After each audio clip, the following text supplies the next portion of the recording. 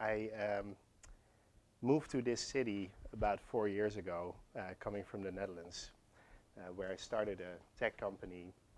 And I came here because it was a good opportunity for my company, but also because I just love this place and the entrepreneurialism here.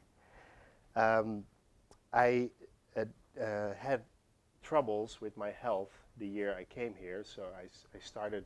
It started all with hearing loss. So on the left side, I slowly lost my hearing, and it started dropping.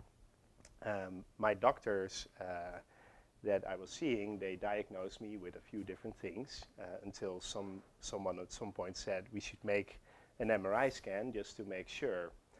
And I remember walking in the doctor's office and seeing a brain tumor on the screen. And I was like, oh, that sucks. Like, I was 33, you don't really expect that.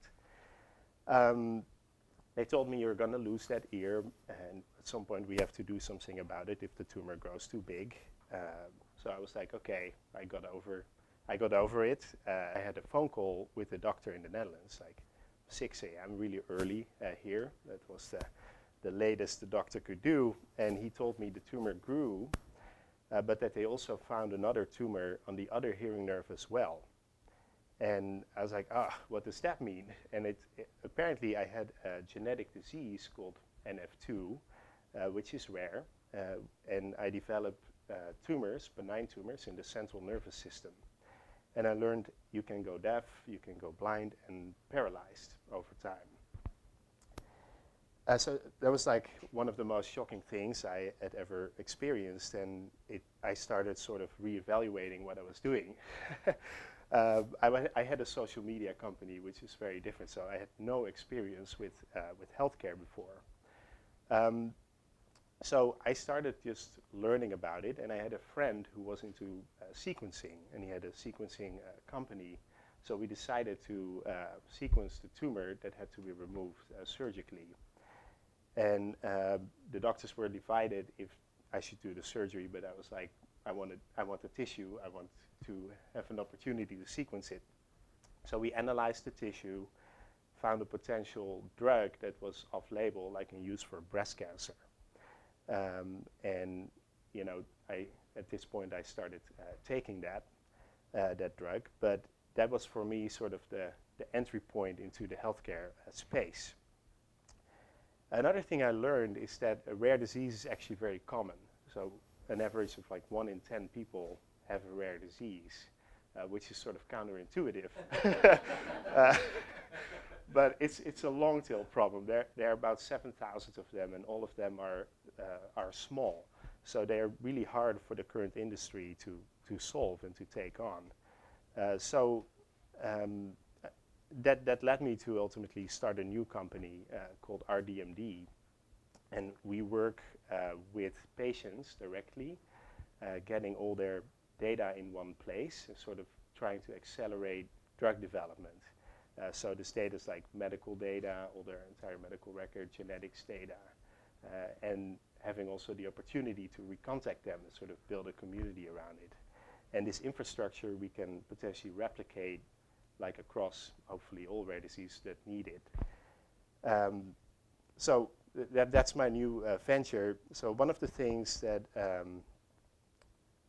I know from my experience is starting a company is extremely hard. I don't know how many entrepreneurs are in the space, but you have a very high likelihood that it fails, and this is something I experienced before in my life. So even if you have a venture-funded company, still like only 1 in 10 make it.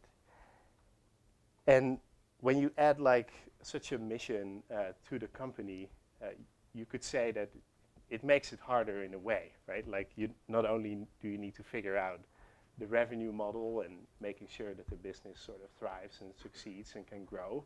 It's like I kind of call it a mission machine that you're creating. But you also are limited by, for example, the business models you pick. Like you need a business model that works if you succeed with the mission.